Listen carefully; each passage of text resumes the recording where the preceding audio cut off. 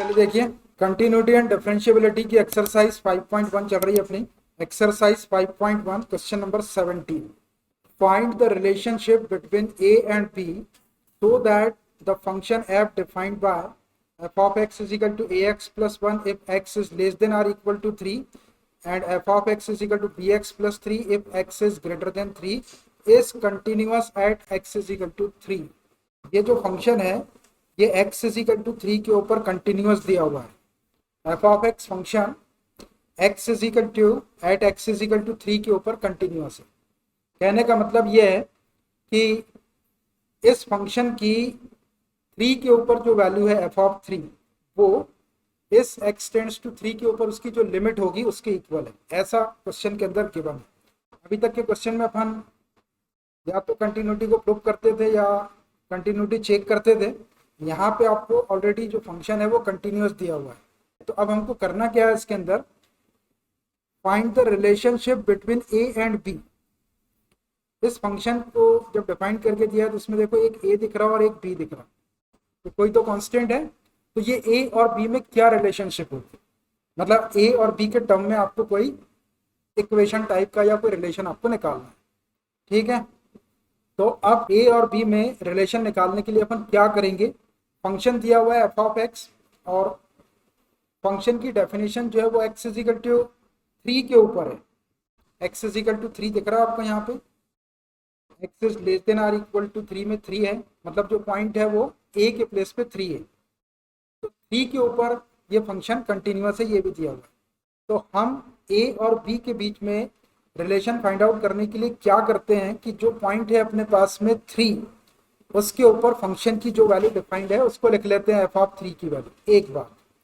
फिर दूसरी बात, x की जो वैल्यू है वो लेस देन 3 दी हुई है, तो इसके सामने वाले फंक्शन के लिए लेफ्ट हैंड लिमिट निकाल लेते हैं, और x की वैल्यू ग्रेटर देन 3 दी हुई है, इसके सामने वाले फंक्शन के लिए राइट हैंड लिमिट निकाल लेते हैं। अब अकॉर्डिंग टू गिवन सिचुएशन या गिवन कंडीशन क्या है कि ये फंक्शन कंटिन्यूअस है x इज इक्वल टू 3 के ऊपर। जब ये फंक्शन कंटिन्यूअस है x इज इक्वल टू 3 के ऊपर तो हम तीनों चीज को इक्वल रख देंगे, left hand limit is equal to right hand limit is equal to f of 3, तीनों चीज को हम इक्वल रख देंगे। और इक्वल रख के जब अपन इसको सॉल्व करेंगे, ये दिया हुआ है आप तीनों चीज इक्वल आपको ऑलरेडी दी हुई है, तो हम पहले तीनों चीज को निकालते हैं और फिर function x is equal to 3 के ऊपर कंटिन्यूअस है तो तीनों चीज को इक्वल रख देते हैं। जैसे ही अपन इक्वल रखेंगे तो उसमें से कोई दो पार्ट अपने को एकदम एग्जैक्टली सेम दिखाई देंगे और एक पार्ट कुछ अलग दिखेगा। तो जो दो इक्वल पार्ट है उसमें से एक पार्ट ले लेंगे कोई भी और एक बचा वाला पार्ट ले लेंगे, तो वही आपकी ए और बी के बीच में रिलेशनशिप आ जाएगी। मतलब करना आपको वही है जैसा आप कंटिन्यूटी टेस्ट करते वैसा वैसे ही, सिर्फ आपको एक चीज यूज करना है कि जो अपन आखिरी में लिखते हैं कि f is continuous at x is equal to 3, ऐसा एकदम लास्ट में ना लिख के left hand limit right hand limit निकालने के बाद since f is continuous at x is equal to 3 therefore left hand limit is equal to right hand limit is equal to f of 3 लिख के उसके अंदर जो तीनों वैल्यू अपने पास में आएगी उसको रख के सॉल्व कर देंगे, तो a और b में एक रिलेशनशिप आ गई। आ रही बात समझ में? तो देखिए मैं इसको लिखता हूँ और करूंगा तो आपको एकदम से क्लियर हो जाएगा, बिल्कुल वैसे ही है। तो सबसे पहले x इज इक्वल टू 3 के ऊपर फंक्शन की value, therefore f of 3 is equal to, देखो f ऑफ 3 क्या हो जाएगा, यहाँ से देखो x is less than or equal to 3 है, तो यहाँ से मिल रही है अपने को x इज इक्वल टू 3 वाली वैल्यू, तो इसके सामने वाला फंक्शन ax प्लस 1। अब इस साइड में आपने x के प्लेस पे 3 रख दिए तो आप इधर भी x के प्लेस पे 3 रख दो, तो which is equal to a into 3 plus 1 और we can write 3a plus 1। देखो ये 3a प्लस 1 एक रियल वैल्यू आ गई, a की कोई वैल्यू रखेंगे अपन तो 3a प्लस 1 f ऑफ 3 की वैल्यू आ गई अपने पास में, ये रियल वैल्यू।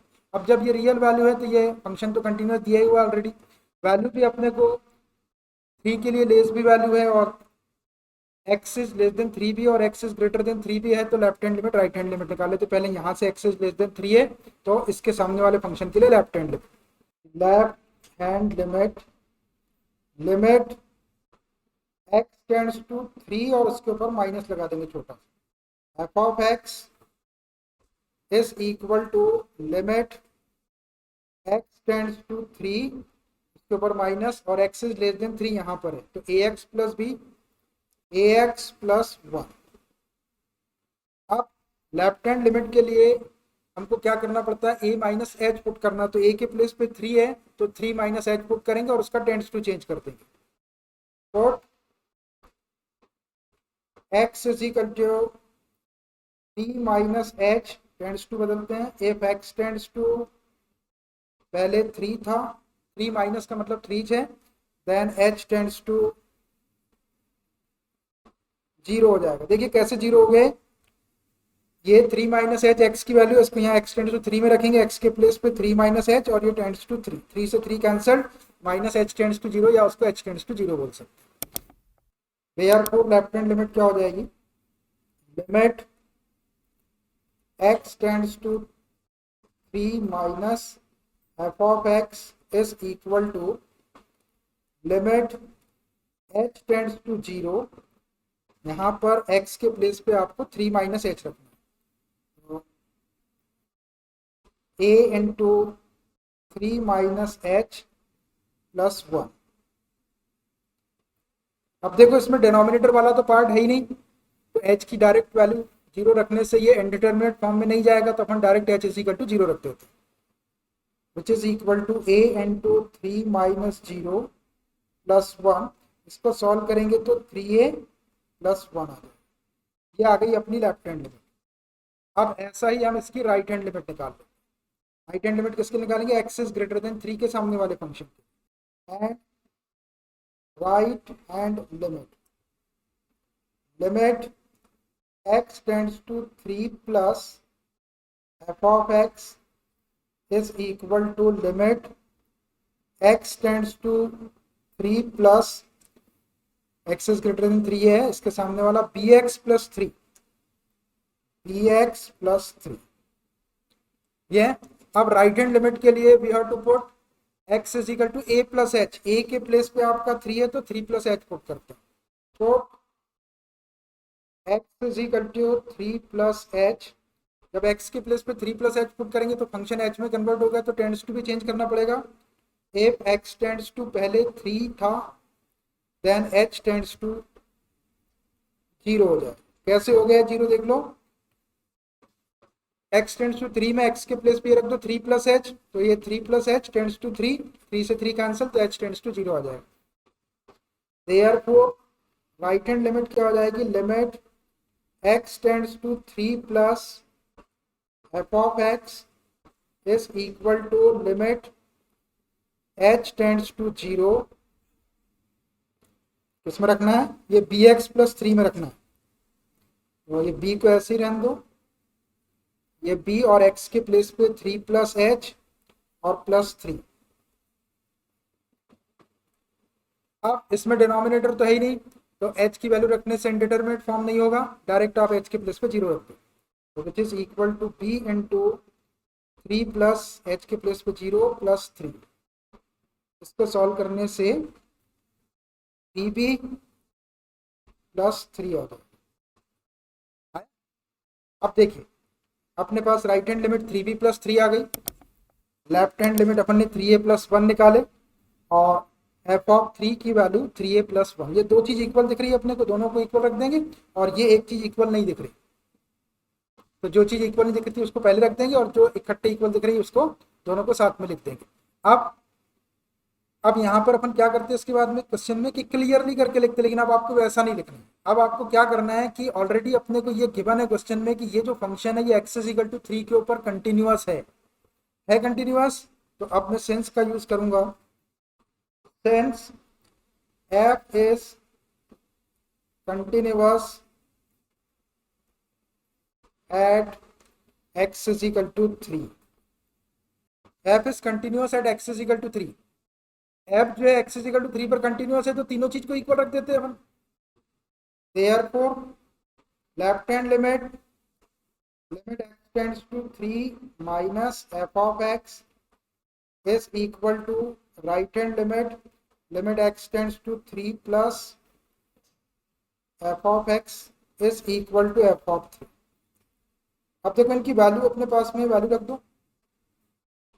अब यहाँ पे अपन तो तीनों को इक्वली रखना है क्योंकि ये गिवन है, अब ये जो वैल्यू है वो वैल्यू इसके प्लेस पे रखेंगे। लेफ्ट हैंड लिमिट की वैल्यू है 3a plus 1, 3a plus 1, equal to right hand limit की वैल्यू है 3b plus 3, equal to F of 3 की वैल्यू है 3a प्लस 1। ऐसा आता है। अभी ए और बी की जब वैल्यू वहां पे रखेंगे तो वो इकट्ठे तीनों चीज इक्वल दिखाई देगी। ठीक है, ऐसा है। अब देखो, इसमें तीनों पार्ट इक्वल है तो तीन में से 3a प्लस 1 यहां से ले लो चाहे यहां से ले लो, ये 3b प्लस 3 के इक्वल ही आएगा। इसको अपन ऐसा लिख सकते हैं 3a plus 1 equal to 3b plus 3, देख सकते हैं ऐसा। अब यहां से अपन ए और बी में रिलेशन निकाल लेते हैं। ये 3a equal to 3b plus plus 3 minus 1, 1 को इधर शिफ्ट कर दिया मैंने, कैसा भी कर सकते हैं आप, ऐसे यही रिलेशन है। तो 3a equal to 3b plus 2, आप चाहे तो 3 से इसको डिवाइड करो, 3 से डिवाइड करेंगे तो a आ जाएगा, ये b हो जाएगा प्लस 2/3, डिवाइडिंग बाय 3 कर दिया मैंने, बस। This is the required relationship, this is the required relationship between a and b. ये है भैया ए और बी के बीच में रिक्वायर्ड रिलेशनशिप। अब मैंने इसको ऐसा करके लिख दिया, ऐसा किसी ने इसी को 3a equal to 3b plus 2 भी लिख दिया, बी को इधर शिफ्ट कर दिया, उससे कोई फर्क नहीं पड़ा। ये जो रिलेशन आया आपका ये वन को थोड़ा सा शिफ्ट करके इधर उधर करके सॉल्व कर लो, आप कैसा भी वैल्यू निकालो, उससे कोई फर्क नहीं पड़ेगा। समझ रहे बात को? जैसे मैंने 3 से डिवाइड कर दिया उसको इधर शिफ्ट करके, आप चाहे तो ए और बी को एक साइड में करके कुछ कांस्टेंट रख दो, कुछ भी कर दो, बुक में लगभग ऐसा आंसर आएगा, इसलिए मैंने ऐसा कर दिया। दिखा देता हूँ मैं आपको बुक का आंसर, बस आपको ये यहाँ तक के देख, ये ए और बी में रिलेशन, इसको अपने हिसाब से आपको जैसा सॉल्व करना वैसा सॉल्व कर दो। मैंने इसको बुक के आंसर के हिसाब से सॉल्व किया, देख लेते हैं बुक में क्या आ रहा है, ऐसे ही आएगा वैसे।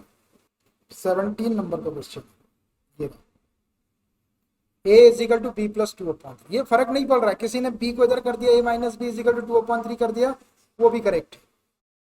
बड़े बच्चों को इतनी ज्यादा चीज सोचने की जरूरत नहीं, मैंने बुक का आंसर मैच करने के लिए ऐसा कर दिया, आप कैसा भी करें, वो इंपॉर्टेंट नहीं है। इंपॉर्टेंट क्या है, आप left hand limit right hand limit F of 3 की वैल्यू निकालिए, और एफ इस कंटिन्यूअस दिया हुआ है तो तीनों चीज को इक्वल रखो। अब तीन में से अपने को दो पार्ट इक्वल दिख रहे हैं, 3a प्लस 1 3a प्लस 1, तो एक बार ले लो इस 3a प्लस 1 को 3b प्लस 3 के इक्वल, क्योंकि अपने को ए और बी में रिलेशन निकालना है ना। या कभी कभी क्या बोल देता है क्वेश्चन में, कभी कभी इसकी वैल्यू पूछ लेता है, ए की वैल्यू के की वैल्यू, इस टाइप के क्वेश्चन में फंक्शन किसी पर्टिकुलर पॉइंट पे कंटिन्यूअस दे देगा, के की वैल्यू निकालो, जैसे यहाँ पे रिलेशनशिप पूछ लिया, तो ऐसा कैसे अपन सॉल्व करेंगे एग्जैक्टली, और वैल्यू बोलेगा तो वैल्यू निकालो।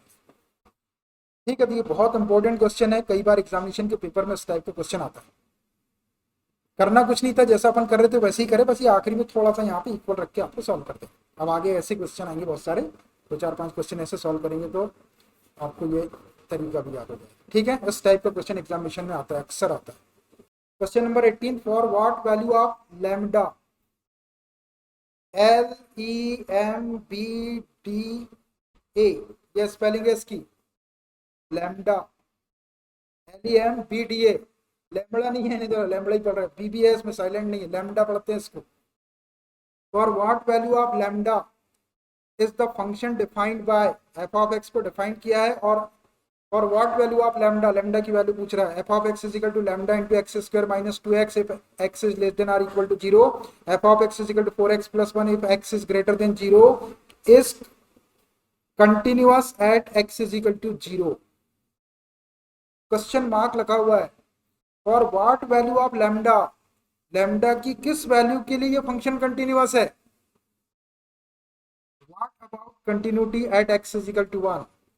एक दूसरा पार्ट है क्वेश्चन का कि x इज इक्वल टू 1 के ऊपर इसकी कंटिन्यूटी क्या होगी, दूसरा क्वेश्चन है, उसकी बात अपन बाद में करेंगे। What about continuity at x is equal to 1, x is equal to अगर 1 रहेगा तो उसकी कंटिन्यूटी डिस्कस करना अपने, वो दूसरा पार्ट है क्वेश्चन। पहले पार्ट में ये है कि for what value of lambda this function is defined continuous at x is equal to 0।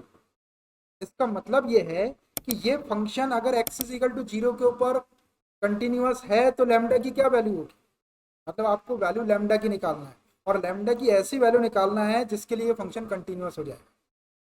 तो अब इसको करेंगे कैसा, ध्यान से सुनना, इसकी जो प्रोसेस है करने की। क्वेश्चन में ये बोल रहा है कि लैम्डा की किस वैल्यू के लिए फंक्शन कंटिन्यूअस है। वो ऐसा भी नहीं बोल रहा है कि फंक्शन कंटिन्यूअस है और आप लैम्डा की वैल्यू निकालो, ऐसा डायरेक्ट नहीं बोला। जैसे इसके पहले वाले क्वेश्चन बोल रहा था कि this function is continuous at x is equal to 3 या कुछ भी जो था, और वहां से ए और बी की रिलेशनशिप पूछ रहा था। इसमें बोल रहा है कि for what value of lambda this function is continuous, lambda की किस वैल्यू के लिए ये फंक्शन कंटिन्यूअस है एक्स इज इक्वल टू 0 के ऊपर। तो इसको अपन क्या करेंगे कि एक पॉइंट है x is equal to 0, point है, सबसे पहले फंक्शन की वैल्यू लिख लेंगे। अब पॉइंट 0 है तो एक्स इज लेस देन 0 दिया हुआ है, इसके सामने वाले फंक्शन के लिए लेफ्ट हैंड लिमिट निकालेंगे। एक्स इज ग्रेटर देन 0 दिया है, इसके सामने वाले फंक्शन के लिए राइट हैंड लिमिट निकालेंगे। अब यहाँ पे हम ये कंसीडर कर लेंगे कि this function is continuous at x is equal to 0। ऐसा सपोज कर लेंगे कि एक्स इज इक्वल टू 0 पर ये फंक्शन कंटिन्यूअस है, और जब फंक्शन कंटिन्यूअस रहता है तो left hand limit, right hand limit और एफ ऑफ ए की वैल्यू, एफ ऑफ 0, तीनों की वैल्यू को इक्वल रख देंगे और उसको सॉल्व करेंगे जैसा अभी सॉल्व करे थे। वहां से लैम्डा की वैल्यू मिलेगी, जो भी लैम्डा की वैल्यू मिलेगी, अगर आप उस लैम्डा की वैल्यू को उस कंडीशन में रख दो तीनों में, left hand limit is equal to right hand limit is equal to F of 0 के अंदर, तो उसके तीनों पार्ट इक्वल दिखाई देंगे। तो ऐसे आपको लैम्डा की वैल्यू भी मिल जाएगी और उस पर्टिकुलर वैल्यू ऑफ लैम्डा के लिए वो फंक्शन कंटिन्यूअस हो जाएगा एक्स इज इक्वल टू 0 पर। मतलब करना क्या है आपको, सीधा सा आपको फंक्शन की वैल्यू निकालना है एक्स इज इक्वल टू 0 पर, एफ ऑफ 0 निकालना है, लेफ्ट हैंड लिमिट निकालना है और राइट हैंड लिमिट निकालना है, और यूज कर लेंगे since f is continuous at x is equal to 0, और तीनों चीज को इक्वल रख के लैम्डा की वैल्यू निकाल लेंगे। जो लैम्डा की वैल्यू आएगी उसी वैल्यू के लिए ये function x is equal to 0 पर कंटिन्यूअस हो जाएगा। बस ऐसा लिख देंगे, है वही, लेकिन थोड़ा सा लिखने का अंतर है ना। चलिए मैं करता हूँ इसको और फिर सेकंड पार्ट बाद में डिस्कस करें। देयरफॉर एफ ऑफ 0, सबसे पहले एफ ऑफ 0 की वैल्यू लिखो। F of 0 x is less than or equal to 0, यहां से मिल रहा है अपने को, तो इसके सामने वाला फंक्शन ले लो, lambda into X square minus 2x। अब आपने इधर x के प्लेस पे 0 रखे हैं तो इधर भी x के प्लेस पे 0 रख के सॉल्व कर लो। तो ये लैम्डा इंटू ये 0 स्क्वायर माइनस 2 इंटू 0, देखो ब्रैकेट के अंदर पूरा 0 हो जाएगा, और इस 0 का जब आप लैम्डा में इंटू करेंगे तो ये पूरा 0 हो जाएगा। मतलब एफ ऑफ 0 की वैल्यू तो 0 आ गई, आ गई, एफ ऑफ 0 की वैल्यू 0 आ गई। अब ये एक्स लेते हैं 0, यहाँ पे इसके लिए लेफ्ट हैंड लिमिट निकालो, hand limit, limit x tends to 0 minus F of x is equal to limit x tends to 0 minus, यही वाला फंक्शन है एक्स लेस देन 0 के लिए, lambda into x square minus 2x। अब left hand limit के लिए हमको a minus H put करना पड़ता है, a के प्लस पे 0 तो 0 माइनस एच पुट करेंगे, और x is equal to 0 minus h. जब x के प्लेस पे कभी भी अपन पुट करते हैं तो अपने को टेंड्स टू भी चेंज करना पड़ेगा। इफ x टेंड्स टू पहले 0 था, 0 माइनस का मतलब 0 ही होता है, देन h टेंड्स टू भी 0 हो जाएगा। कैसे हो गया 0, ये x की वैल्यू 0 माइनस एच एक्स के प्लेस पे रखे आपने, तो 0 माइनस एच टेंड्स टू 0, इसका मतलब minus h tends to 0, that is h tends to 0 होगा। देयरफॉर लेफ्ट हैंड लिमिट क्या हो जाएगी, left hand limit, limit x tends to 0 minus F of x is equal to limit h tends to 0, इसमें आप x के place पे 0 minus H रख दो, ये लैम्डा को ऐसे ही रहने दो, x के प्लेस पे 0 minus h whole square minus 2 into x के प्लेस पे 0 माइनस एच। अब देखो इसमें डिनोमिनेटर वाला पार्ट तो है ही नहीं, तो h की वैल्यू 0 रखने से इंडिटरमिनेट फॉर्म नहीं होगा, डायरेक्ट आप h के प्लेस पे 0 रख के सॉल्व कर, ये लैम्डा इंटू ये 0 माइनस 0 होल स्क्वायर माइनस 2 और ये 0 माइनस 0, ये लैम्डा अंदर देखना, ये 0 माइनस 0 0 हो गया, 0 का स्क्वायर 0 हो गया, ये 0 माइनस 0 इंटू 2 करेंगे तो ये भी 0, ये अंदर का पूरा 0, और 0 का इंटू लैम्डा में कर देंगे तो ये भी 0 हो गया। लेफ्ट हैंड लिमिट भी अपनी 0 आ गई। अब ये जो x इज ग्रेटर देन 0 है, इसके लिए राइट हैंड लिमिट निकाल देते हैं, and right hand limit, limit x tends to 0 plus F of x is equal to limit x tends to zero plus, अब देखिए x is greater than zero के लिए ये वाला फंक्शन दिया हुआ है इसके सामने 4x प्लस 1। आप राइट हैंड लिमिट के लिए x के प्लेस पे a प्लस एच पुट करते हैं, a के प्लेस पे जीरो है तो जीरो प्लस एच पुट कर देते हैं। Put x is equal to zero plus H tends to, बदलो इफ x टेंड्स टू पहले जीरो था then h tends to zero हो जाए। कैसे हो गया जीरो? ये जीरो प्लस एच को यहाँ रख दो x के प्लेस पे, तो zero plus H tends to zero, that is h tends to zero. Therefore right hand limit क्या हो जाएगी? Limit x tends to zero plus f of x is equal to limit h tends to zero. यहां पे रखना है आपको x के place पे जीरो प्लस एच, तो 4 into zero plus H, 4 into x के प्लेस पे जीरो प्लस एच और प्लस 1, 1 है ना, प्लस 1। अब देखो इसमें भी डिनोमिनेटर वाला पार्ट नहीं है, तो एच की वैल्यू जीरो रखने से इंडिटरमिनेट फॉर्म नहीं होगा, डायरेक्ट वैल्यू रख दो। एच के प्लेस पे जीरो रख दो, तो ये 4 इंटू जीरो प्लस जीरो और प्लस 1। देखो ये जीरो है, 4 में इंटू करेंगे तो जीरो हो जाएगा plus 1, zero plus 1 which is equal to 1। आया? हमने राइट हैंड लिमिट निकाल लिए 1 आ गई, लेफ्ट हैंड लिमिट निकाल लिए 0 आ गई, और एफ ऑफ जीरो की वैल्यू 0 आ गई। अब हमको ये बताना है कि लैम्डा की किस वैल्यू के लिए ये function x is equal to 0 पर कंटिन्यूअस है।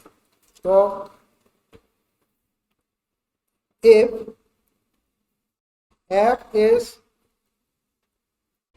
continuous at x is equal to 0, मैंने सपोज कर लिया, इफ मतलब सपोज ही होता है, सिंस भी लिख सकते हैं कि x is equal to 0 पर ये जो फंक्शन है वो कंटिन्यूअस है। जब फंक्शन कंटिन्यूअस रहता है तो तीनों चीजों को इक्वल लिख देते हैं अपन। तो therefore left hand limit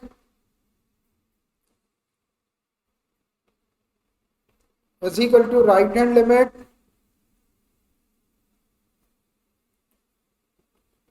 is equal to F of G. आगे पीछे भी लिख सकते हैं, लेफ्ट हैंड राइट हैंड में इक्वल है तो अपन ने बिना देखे उसको बिना सोचे समझे तीनों को इकट्ठे लिख दी। अब इनकी वैल्यू रख दो। लेफ्ट हैंड लिमिट की वैल्यू कितनी है? लेफ्ट हैंड लिमिट की वैल्यू है 0, ये लिखा मैंने लेफ्ट हैंड लिमिट के प्लेस पे 0। राइट हैंड लिमिट की वैल्यू निकली 1 और एफ ऑफ जीरो की वैल्यू है 0, f of zero 0। 0 is equal to 1 is equal to 0। 0 कभी 1 के इक्वल नहीं होता। हाँ, अब यहां देखो, अब अपने को यहीं से अपने को लैम्डा की वैल्यू मिलना था, अब इसमें लैम्डा आया ही नहीं। अपने को जिसकी वैल्यू कैलकुलेट करना था वही नहीं आया इसके अंदर। तो इसका आंसर क्या हो जाएगा? एक सेकंड, इसको मैं ऐसा लिख दूंगा एक स्टेप में, 0 इज नॉट इक्वल टू 1। 0 कभी भी 1 के इक्वल नहीं हो सकता, है ना। अब 0 1 के इक्वल नहीं हो सकता मतलब ये सिचुएशन ही गड़बड़ है। जब ये सिचुएशन गड़बड़ है मतलब कहीं ना कोई मिस्टेक, कहीं ना कहीं कोई ना कोई गड़बड़ी है फंक्शन के अंदर, इसलिए तो ये ऐसा रिजल्ट दे रहा। नहीं तो 0 इज इक्वल टू 1 काय को देता हो? 1 इज इक्वल टू 1 देता है या 0 इज इक्वल टू 0 देता है? भाई उसने जब लिमिट, जब उसकी कंटिन्यूअस है फंक्शन तो तीनों चीज इक्वल रहेगी, तो उससे इक्वली वैल्यू मिलेगी ना अपने। अब यहाँ पे वैल्यू अलग अलग मिल रही, तो इसका मतलब ये होता है कि यहाँ पे लैम्डा दिखाई नहीं दे रहा और अपने को लैम्डा की वैल्यू चाहिए था, तो बड़े प्यार से अपन यहाँ पे लिख देंगे कि there is no value of lambda, therefore there is no value of lambda. बस यही इसका आंसर हो गया। इस फंक्शन से लैम्डा की वैल्यू निकालना पॉसिबल नहीं है। There is no value of lambda, lambda की कोई वैल्यू नहीं होगी, मतलब वैल्यू होगी नहीं, कोई वैल्यू रख ही नहीं सकते। आप ऐसा नहीं बोल सकते कि 1 होगी, 2 होगी, 3 होगी, 5 होगी, कुछ भी नहीं होगी, क्योंकि आप लैम्डा की कोई भी वैल्यू रखेंगे तो रिजल्ट ऐसे ही आने वाला है। अब लैम्डा है ही नहीं यहाँ पे, तो वैल्यू क्या रखेंगे अपन उसकी? तो लिख दो there is no value of lambda, यही इसका आंसर होगा। ये जो लिखा है यहाँ पे, ये इसी चीज को शो कर रहा है। अब जैसे किसी क्वेश्चन में ऐसे ही सेम क्वेश्चन रहता, फंक्शन ठीक ठाक रहता, तो ये कुछ ना कुछ आ जाता, आपका सॉल्व करने से लैम्डा इज इक्वल टू 1 आ जाता या 2 आ जाता, 3 आ जाता, तो वो उसकी वैल्यू होती। अब यहाँ पे कंडीशन ही अपनी गड़बड़ा गई, 0 इज नॉट इक्वल टू 1 आ गया, तो इसका मतलब ये हो गया कि there is no value of lambda, lambda की कोई भी वैल्यू गिवन फंक्शन के लिए पॉसिबल नहीं, बस आप ऐसा लिख के छोड़ दो। आ रहा भाई, समझ में आ रहा? हर एक क्वेश्चन थोड़ा सा है वही चीज, क्वेश्चन में सब कुछ अपन वही कर रहे हैं, कंटिन्यूटी ही टेस्ट कर रहे हैं, लेकिन वो जैसी सिचुएशन आती जा रही है अपने सामने वैसे वैसे रिजल्ट अपने को मिलते जा रहे हैं। तो अब आपको आइडिया लगी है कि ऐसी सिचुएशन आ जाए तो कोई भी वैल्यू नहीं होगी, जिस भी कांस्टेंट की वैल्यू पूछ रहे, चाहे लैम्डा की पूछे, चाहे के की पूछे, चाहे ए की पूछे, चाहे बी की पूछे, किसी भी चीज की। जब ये कंटिन्यूअस है तो तीनों चीज इक्वल आना ही चाहिए, आना ही पड़ेगा उसको। तो ये भी बहुत बढ़िया क्वेश्चन था। अब इसका एक पार्ट और है, अब इतने में छोड़ना नहीं है। What about continuity at x is equal to 1? अगर एक्स इजिकल टू 1 रहेगा तो उसकी कंटिन्यूटी के बारे में क्या बोलेगा? अब फिर से अपने को एक्स इजिकल टू 1 के ऊपर इसकी कंटिन्यूटी टेस्ट करना पड़ेगा। लेकिन थोड़ा सा बड़ा क्वेश्चन था, कई बार क्या होता है क्वेश्चन करते करते बच्चे ने यहाँ तक के सॉल्व किया, there is no value of lambda यहाँ तक, और बाकी का पार्ट भूल गया, वो सॉल्व करना छोड़ दिया होता, तो इसके नंबर कट जाएंगे क्योंकि आपने एक पार्ट ही छोड़ दिया क्वेश्चन। चलिए मैं अगला पार्ट लेता हूँ उसका। अब अपन इसकी फिर से कंटिन्यूटी टेस्ट करते हैं एट एक्स इजिकल टू 1 के ऊपर। एक मिनट में जरा वो क्वेश्चन को यहाँ ले लेता हूँ, क्वेश्चन यहाँ मैंने क्वेश्चन ले लिया ऐसे, देख रहा आपको। What about the continuity at x is equal to 1? X is equal to 1 के ऊपर इसकी क्या कंटिन्यूटी होगी, मतलब कंटिन्यूस होगा या डिसकंटिन्यूस होगा? तो अपने पास में एक पॉइंट है यहाँ पर 1, तो सबसे पहले फंक्शन की वैल्यू लिख लेंगे इसके ऊपर। एट एक्स इजिकल टू 1 के ऊपर अपन कंटिन्यूटी टेस्ट कर रहे हैं इसकी, तो देयरफॉर एफ ऑफ 1 क्या हो जाएगा? देखो एक्स इजिकल टू 1 कहाँ से मिलेगा अपने? पहले वाले में देखो x is less than or equal to 0, तो यहाँ पे तो एक्स की वैल्यू 0 है और 0 से लेस -1 -2 -3, तो 1 तो अपने को यहाँ से मिल नहीं रहा। X is greater than 0, greater than 0, 0 से बड़ी वैल्यू 0.5, 0.9, 0.8, 0.9, 1, 2, 3, 4, तो इस फंक्शन में यहाँ से अपने को एक्स की वैल्यू 1 मिल सकती ना। एक्स इज ग्रेटर देन 0, 1 जो है वो 0 से बड़ा है, तो यहाँ से मिलेगी अपने को। इसके लिए कौन सा फंक्शन ले लेंगे? इसके सामने वाला फंक्शन ले लेंगे, 4x + 1, 4x + 1। अब आपने इस साइड में अपने x की प्लेस पे 1 रखी थी, इधर भी आप x की प्लेस पे 1 रख दो, तो ये 4 × 1 + 1 क्या हो जाएगा? ये 4 × 1 = 4 + 1 5। एफ ऑफ 1 की वैल्यू तो 5 आ गई है ना। अब अपने को लेना है इसकी लिमिट। तो अब लिमिट के लिए अपन क्या देखते हैं कि अपने पास में मोर देन 1 वैल्यूज हो, ग्रेटर देन, लेस देन, तो अपन left hand limit right hand limit का यूज करते हैं, और अगर सिंगल वैल्यू हो तो अपन डायरेक्ट लिमिट निकालते हैं। तो बताओ x is equal to 1 single value है यहाँ पर या फिर more than 1 value? X is equal to 1 single value है, क्योंकि जो ग्रेटर देन और लेस देन दिया हुआ है वो 0 के लिए दिया है, 1 के लिए नहीं दिया है। तो here we will go through the direct limit. Direct limit पे जाके अपन इसकी लिमिट निकालेंगे। डायरेक्ट लिमिट निकालता हूँ इसकी, and limit x tends to 1 f of x is equal to limit x tends to 1। Function x is equal to 1 यहीं से मिलेगा आप, ये 4x + 1 वाले के लिए। x is greater than 0 में ही 1 मिलेगा, तो इसके सामने वाला फंक्शन लेना 4x + 1। अब देखो इसमें डिनोमिनेटर वाला पार्ट तो है ही नहीं। अगर अपन x की डायरेक्ट वैल्यू 1 रख दें तो ये इनडिटरमिनेट फॉर्म नहीं होगा, तो आप डायरेक्ट x की वैल्यू रख सकते हैं 4 × 1 + 1, 4 × 1 = 4 + 1 5। Clearly, limit x tends to 1 f of x is equal to f of, देखो दोनों की वैल्यू 5 है, f of 1 की वैल्यू भी 5 है और limit x tends to 1 f of x की वैल्यू भी 5 है। जब ये दोनों चीज इक्वल आ गई तो इसका मतलब हो गया f is continuous at x is equal to 1। Therefore, f is continuous at x is equal to 1। x is equal to 1 के ऊपर ये फंक्शन कंटिन्यूअस है, ये इसका सेकंड पार्ट हो गया क्वेश्चन का, ये करना है। मैंने जब भी बोल के बताया और बताता हूँ मैं, कभी कभी क्या होता है क्वेश्चन में बच्चा यहाँ तक के सॉल्व करता है, लैम्डा की वैल्यू नहीं आ रही और ये भूल जाता है। आप भूल गए तो आपके वो नंबर निकालना नहीं भूलेगा, कॉपी चेक करना। मतलब क्वेश्चन में जितनी चीज पूछ रहा है उतना आपको उसकी डिमांड पूरी करना। इतना पार्ट छोड़ दिया आपने तो हो सकता है हाफ मार्क, 1.5 मार्क या 1 मार्क आपका रिजेक्ट कर दिया, करना जरूरी है। नहीं पूछता है तो फिर करने की जरूरत नहीं, लेकिन जितनी चीज क्वेश्चन में पूछा है उसका आंसर आपको देना ही पड़ेगा। मतलब थोड़ा सा रिस्क वाला क्वेश्चन ऐसा रहता है, कभी भूल जाता है बच्चा, एक चीज निकाला और उस पर ध्यान नहीं दिया उसने, तो क्वेश्चन को ध्यान से पढ़ेंगे आप। क्वेश्चन आपके सामने रहता है, ध्यान से पढ़ के जितनी क्वेश्चन की डिमांड है वो आपको आराम से सॉल्व करना है, आराम से पूरी करना है, कोई चीज छूटना नहीं चाहिए। भूल चूक हो गई, अभी प्रैक्टिस टाइम में भूल चूक हो गई, भूल गए आप, याद आ गया कुछ नहीं, लेकिन एग्जामिनेशन के पेपर में यदि आप भूल गए तो वहाँ पे आपके लिए नुकसानदायक बात है, नुकसान हो ही जाएगा पक्का। अच्छा था ये भी क्वेश्चन। मतलब ये ऐसे क्वेश्चन है कि ये एग्जामिनेशन के पेपर में कभी ना कभी यदि आप देखेंगे तो ये पेपर में आपको मिलेंगे। Question number 19, show that the function defined by g of x is equal to x minus greatest integer of x is discontinuous at all integral points.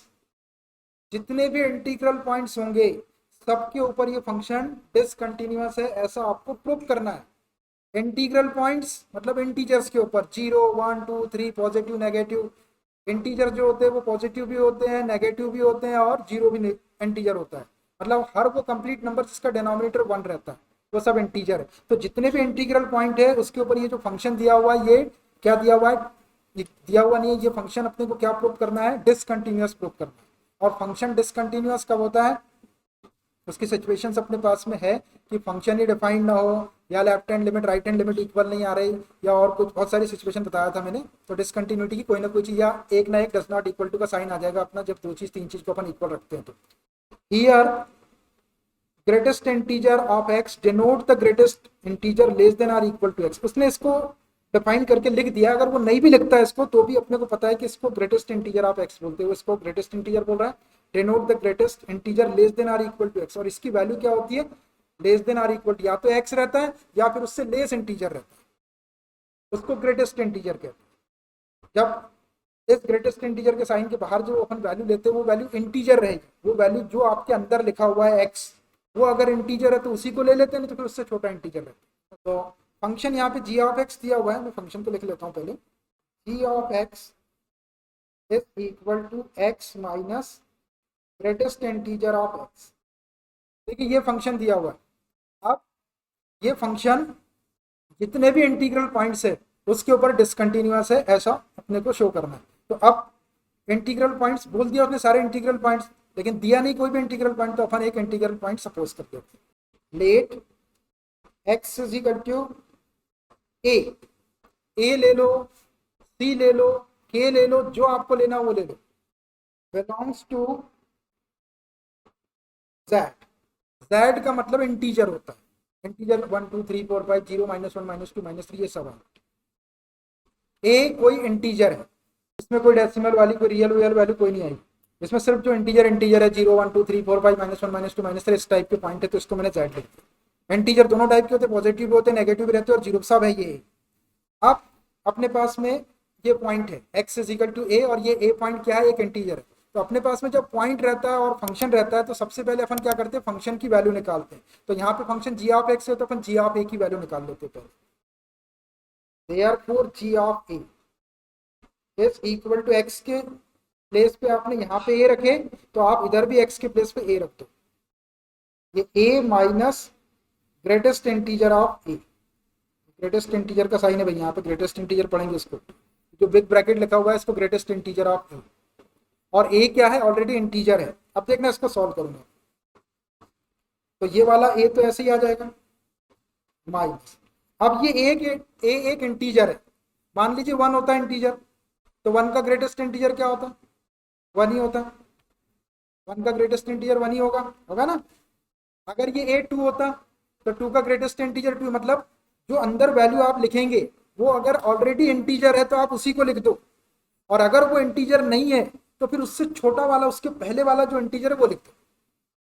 लेकिन अब अंदर तो आपको इंटीग्रल वैल्यूज मिलेगी, क्योंकि a जो है आपका इंटीजर ही है, तो जो भी इंटीजर अंदर रहेगा उसका ग्रेटेस्ट इंटीजर वही वाला इंटीजर हो जाएगा। तो a का ग्रेटेस्ट इंटीजर क्या होगा, a ही होगा a। अगर आप जैसे 0 भी रहता है यहाँ पे a के प्लेस पे, तो 0 खुद एक इंटीजर है तो आप 0 ले दो।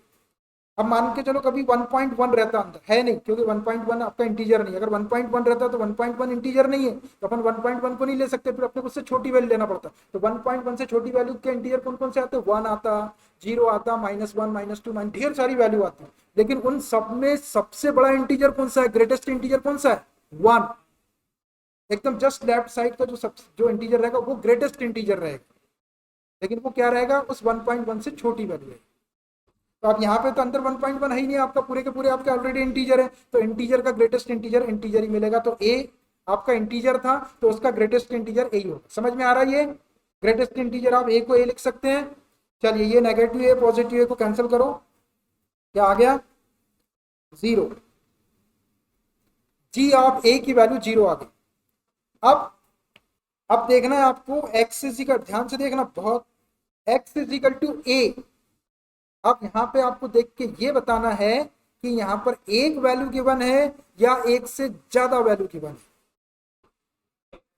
x इजिकल टू a को अपन एक ही वैल्यू बोलते हैं। अब वो a कुछ भी ले लो आप, चाहे तो 1 ले लो, 2 ले लो, लेकिन लेना आपको इंटीग्रल है ना। तो एक ही वैल्यू रहती है। जब अपने पास में एक ही वैल्यू रहती है x की, तो उस कंडीशन में अपन डायरेक्ट लिमिट का यूज करते हैं। बट अगर कोई स्पेशल फंक्शन आ जाए लाइक मॉडुलस फंक्शन या ग्रेटेस्ट इंटीजर टाइप का फंक्शन, तो वहां पर हमको लेफ्ट हैंड लिमिट और राइट हैंड लिमिट का यूज करना पड़ता है। ये पॉइंट आपके पास में नोट में भी लिखा हुआ है अपने पास में। तो यहाँ पर पॉइंट अपने पास में एक्स इजिकल टू ए, एक ही पॉइंट है, भले ही वो बोल रहा है कि इंटीजर से, लेकिन लेना आपको कोई एक इंटीजर है। जैसे आपने 1 ले लिए या 2 ले लिए, 3 ले लिए, पर्टिकुलर एक ही पॉइंट है। और एक पॉइंट जब अपने पास में रहता है तो अपन डायरेक्ट लिमिट निकालते हैं। लेकिन यहाँ पे एक कंडीशन और लगी है कि but for special functions we are to apply the left hand limit and right hand limit.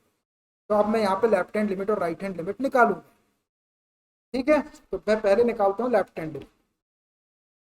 Left hand limit, limit x tends to a minus g of x is equal to limit x tends to a minus, function तो एक ही दिया हुआ है आपका, x minus greatest integer of x। इसको मैंने ये वाले ब्रैकेट में लिख दिया, छोटा ब्रैकेट लगा दिया बाहर, अंदर वाला ब्रैकेट नहीं है आपका, ये ग्रेटेस्ट इंटीजर का साइन है। अब x tends to a minus, ये लेफ्ट हैंड लिमिट है। लेफ्ट हैंड लिमिट के लिए प्रोसीजर आपको मालूम है कि x के प्लेस पे a माइनस एच पुट करना पड़ता है। a के प्लेस पे a ही है तो a माइनस एच पुट कर देंगे। तो x is equal to a minus h. जब a माइनस एच अपन x के प्लेस पे पुट करेंगे तो टेंड्स टू भी चेंज करना पड़ेगा। a x टेंड्स टू आपका पहले a था, a माइनस का मतलब a है, देन h टेंड्स टू आपका 0 हो जाएगा। देखो कैसे, यहाँ पे आप x के प्लेस पे a माइनस एच रखे, आपने a minus h tends to a से a कैंसिल हो जाएगा, माइनस एच टेंड्स टू 0, या उसको h टेंड्स टू 0 बोल सकते हैं। तो देयरफॉर लेफ्ट हैंड लिमिट क्या हो जाएगी, therefore limit x tends to a minus g of x is equal to limit h tends to 0। यहाँ वैल्यू रखना है x के प्लेस पे, क्या रखना है आपको, x के प्लेस पे रखना है a minus h minus x के प्लेस पे ये greatest integer a minus H रख दिया मैंने वैल्यू। चलिए इसको सॉल्व करते हैं। अब देखना, अभी ये थोड़ा सा ग्रेटेस्ट इंटीजर इसको सॉल्व कर लेते, बाद में एच की वैल्यू, एकदम डायरेक्ट एच की वैल्यू नहीं रख देना। जब कुछ नहीं रहता एकदम सिंपल सा रहता तो अपन डायरेक्ट वैल्यू रखते हैं, अभी नहीं रखना, अभी इसको सॉल्व करना है। अंदर फंक्शन है आपका, ये फंक्शन है, अभी वैल्यू नहीं रखना। तो लिमिट h टेंड्स टू 0, ये a माइनस एच को ऐसी रहने दो। अब देखो ये आपको सॉल्व करना है, greatest integer of a minus H. अब a माइनस एच की वैल्यू क्या होगी देखना, बेटा ध्यान से देखना, जरा बातचीत नहीं करना। मैं यहाँ पे आपको एग्जांपल के थ्रू बता रहा हूँ। ये 0, ये 1, और कोई वैल्यू ले लो, ये 2 ले ली यहाँ पर, और आगे तक जाएगा, ये 2 ना। अब देखना, a को आप कोई भी वैल्यू सपोज कर लो, मैं a को सपोज कर लेता हूँ ये वाली वैल्यू, मान लीजिए ये a है, और ये a इज इक्वल टू कितना दिख रहा है आपको, 2 दिख रहा है। देख लेना थोड़ा सा यहाँ पे, a को इंटीग्रल पॉइंट सारे इंटीग्रल लिया मैं, 0 1 2 है ना, और ये 2 को मैंने a बोल दिया थोड़ी देर के लिए। अब ये a में से क्या माइनस हो रहा है, h माइनस हो रहा है, और h क्या है, वेरी स्मॉल क्वांटिटी, मतलब 0.1 समझ लो आप। तो ये a है आपका, इसमें से पॉइंट मतलब 2 समझ लो, अभी a को 2 बोल दो, 2 में से आप 0.1 माइनस करेंगे तो 1.9 आएगा 1.9। अब देखो 1.9 तो इंटीजर है नहीं, 1.9 इंटीजर है कि 2 आपका इंटीजर, 1.9 आपका इंटीजर नहीं है। तो 1.9 जब आपका इंटीजर नहीं तो आप उससे पीछे खिसकेंगे तो कौन सा इंटीजर मिलेगा आपको, 1। अब ये 1 कैसे आएगा आपका, अगर a की वैल्यू 2 थी और a माइनस एच की वैल्यू आपकी 1 आ रही है, तो वो कैसे आएगी, यहाँ पे जितना भी आपका पॉइंट था उसमें से आपको 1 को माइनस करना पड़ेगा। तो पॉइंट अगर अपना 2 है तो 2 में से 1 माइनस करेंगे तो 1 आएगा। अब अपना a माइनस एच है तो उसका ग्रेटेस्ट इंटीजर क्या होगा, a माइनस 1 होगा। इसका ग्रेटेस्ट इंटीजर हो जाएगा a माइनस एच का a माइनस 1। ये माइनस बाहर है, ये माइनस बाहर है, और ये a माइनस 1। अब देखो a माइनस वन कैसे आ गया, जैसे अगर आप a को 2 लेते, ये 2 रहता यहाँ पर, ठीक है, a को 2 लेते और 2 में से जब आप h माइनस करते, थोड़ा सा माइनस करते तो आप थोड़ा सा इधर आ जाते, तो अब ये तो इंटीजर नहीं रहता 1.9, तो आपको इधर आना पड़ता, तो ये 1 आपका इंटीजर आता। आप अगर 3 लेते, a को 3 लेते तो 3 माइनस h करते तो 2.9 आता, 2.9 आता, 2.9 इंटीजर नहीं तो आपको पीछे खिसकना पड़ता तो 2 आता। मतलब क्या हो रहा है कि जितना आपका a है उसमें से एक कम कर देंगे तो इंटीजर आ रहा है, तो अब अपना a के प्लेस पे a ही है यहाँ पे, है ना, इंटीजर जो है वो a, तो a में से 1 माइनस कर दो, तो a माइनस h का जो ग्रेटेस्ट इंटीजर होगा वो a माइनस वन। समझ में आ रहा है आपको a माइनस वन। अब आप a के प्लेस पे कोई भी नंबर रख के सॉल्व करके रख लो, 10 10 है मान लीजिए, लास्ट एग्जांपल बता रहा है इसका, a इज इक्वल टू 10 एक इंटीजर है, 10 में से आप h माइनस करो, h को मैंने वेरी स्मॉल क्वांटिटी बोला है, नॉट इक्वल टू 0, तो 0.1 बोल दो, 10 में से 0.1 माइनस करेंगे तो 9.9 आएगा, और 9.9 इज नॉट अ इंटीजर। अब 9.9 जब इंटीजर नहीं तो उससे छोटा इंटीजर लेना आपको, डेफिनेशन भी लिखिए, ग्रेटेस्ट इंटीजर लेस देन और इक्वल टू एक्स, अगर एक्स इंटीजर है तो एक्स को ले लो, और एक्स इंटीजर नहीं तो उससे लेस इंटीजर ले लो। तो अब 9.9 आपका इंटीजर नहीं है, 9.9 इंटीजर नहीं तो उससे छोटा इंटीजर कौन सा होगा, 9 होगा। ये 9 कैसे मिलेगा आपको, 10 माइनस 1 करेंगे तो 9 मिल जाएगा। अब 10 के प्लेस पे अपना a था तो मैंने यहाँ पर a minus one, a minus one इसका ग्रेटेस्ट इंटीजर है। बेटा ये समझ में आना चाहिए, बस ये समझ में आ गया, इसको सॉल्व करो। इसको थोड़ा खोल देता हूँ मैं एक मिनट ब्रैकेट को, लिमिट h टेंड्स टू 0, ये a minus h minus sign कंटू करेंगे माइनस ए और ये प्लस 1 हो जाएगा। अब ये माइनस ए प्लस ए को कैंसिल कर लो, देखो अब आप h की वैल्यू रख सकते हो गया, वो फंक्शन को सॉल्व कर दिया, अब h की वैल्यू रख दो, डिनोमिनेटर वाला पार्ट तो इसके अंदर है ही नहीं, तो इनडिटर्मिनेट आने का सवाल ही नहीं उठता। तो ये माइनस एच के प्लेस पे माइनस 0 और ये प्लस 1, तो इज इक्वल टू क्या आ जाएगा, 1 आ जाएगा। लेफ्ट हैंड लिमिट आपकी 1 आ गई। अब इसकी राइट हैंड लिमिट निकालना, right hand limit, limit x tends to a plus g of x is equal to limit x tends to a plus function वही है x minus greatest integer of x, यही वाला function एक ही function है। अब a plus right hand limit है, तो right hand limit के लिए a प्लस एच पुट करना पड़ता है, a के प्लेस पे ही लिए तो a प्लस एच पुट कर देते और टेंड्स टू चेंज करते, x is equal to a plus h, इसका टेंड्स टू चेंज करेंगे, x टेंड्स टू पहले a था, a प्लस या a एक ही बात है, देन h टेंड्स टू 0 हो जाएगा। देखो h टेंड्स टू 0 कैसे हो जाएगा, यहाँ पे x टेंड्स टू a में x के प्लेस पे a प्लस एच रखे आपने, a plus H tends to a से a कैंसिल, तो h टेंड्स टू 0 आ गया। देयरफॉर राइट हैंड लिमिट क्या हो जाएगी, limit x tends to a plus g of x is equal to limit h tends to 0, और ये आपका x है यहाँ पे, इसमें x के प्लेस पे a प्लस एच रख दो, ये a प्लस एच माइनस ये ग्रेटेस्ट इंटीजर में x के प्लेस पे a प्लस एच। अभी देखो इसमें डायरेक्ट वैल्यू नहीं रखना क्योंकि स्पेशल टाइप का फंक्शन, इसको थोड़ा सा सॉल्व करना है, नहीं तो आपने डायरेक्ट देखे कि डिनोमिनेटर में कुछ नहीं वैल्यू रखते तो फिर गड़बड़ हो जाएगा, वो मतलब ही नहीं निकलेगा उसका फिर ग्रेटेस्ट इंटीजर। अब देखना लिमिट h टेंड्स टू 0, ये a प्लस एच माइनस, अब देखना a प्लस एच का ग्रेटेस्ट इंटीजर क्या होगा, ये 0 1 ये 2, ठीक है, मैं a को ये ले लेता हूं, मान लीजिए ये a है और a किसके इक्वल लिया अपने 2 के इक्वल, एग्जांपल के तौर पे कोई भी इंटीजर ले सकते मैंने 2 लिया। अब ये 2 हो गया आपका ये, अब इसमें a प्लस एच है, h वेरी स्मॉल क्वांटिटी है, 0.1 बोल देता हूं मैं इसको, 0.1, तो 0.1 यदि आप 2 में प्लस करेंगे तो क्या आएगा, 2.1 आएगा, आएगा 2.1। 2 में अगर h प्लस करेंगे वेरी स्मॉल क्वांटिटी 0.1 प्लस करेंगे तो 2.1 आएगा। अब देखो ये 2.1 इंटीजर है क्या, ये इंटीजर नहीं है, तो अपन इसको नहीं ले सकते 2.1 को। अब इससे छोटा इंटीजर अपने को लेना, तो इससे छोटे ढेर सारे इंटीजर है, 2.1 से छोटा इंटीजर 2 है, 1 है, 0 है, -1 -2 -3 वो माइनस इन्फिनिटी तक जाएंगे, इतने सारे इंटीजर है जो 2.1 से छोटे हैं, लेकिन हमको लेना क्या है, ग्रेटेस्ट इंटीजर लेना है। सबसे बड़ा इंटीजर कौन सा होगा, तो सबसे बड़ा इंटीजर वही पहला लेफ्ट साइड में जो सबसे पहले है, 2.1 के पहले 2 जो हो जाएगा इसका ग्रेटेस्ट इंटीजर हो जाएगा। ऐसे आप कोई भी नंबर ले लेंगे तो उस उतने पॉइंट, जैसे 10 लिया आपने तो 10.1 हो जाएगा आपका a प्लस एच, उसका ग्रेटेस्ट इंटीजर जो होगा 10.1 तो आपका इंटीजर है नहीं, उससे पहले वाला इंटीजर 10 आ जाएगा, तो 10 उसका आंसर हो जाएगा। तो अब यहाँ पर अपने पास में नंबर a है a, और वही वाले नंबर का greatest integer a plus H करने से उसमें कोई फर्क नहीं पड़ा, थोड़ा सा मामूली वो बढ़ा, लेकिन वो इंटीजर नहीं है तो उसके पहले वाला इंटीजर वही नंबर आ जाएगा, तो a प्लस एच का ग्रेटेस्ट इंटीजर a होगा।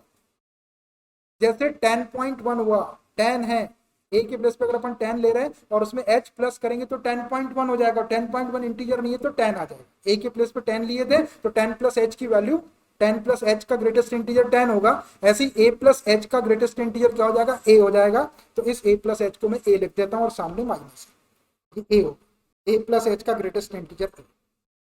समझ में आना चाहिए, मैंने आपको एग्जाम्पल लेके भी बताया, a प्लस h का ग्रेटेस्ट इंटीजर a, और वो जो अभी a माइनस एच था उसका ग्रेटेस्ट इंटीजर क्या आया था, a माइनस 1 आया।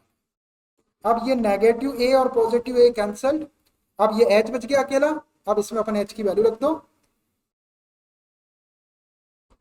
लिमिट h टेंड्स टू 0, और ये h है, अब h की वैल्यू रख दो, वहां भी रख सकते थे तो ये 0 आ जाए।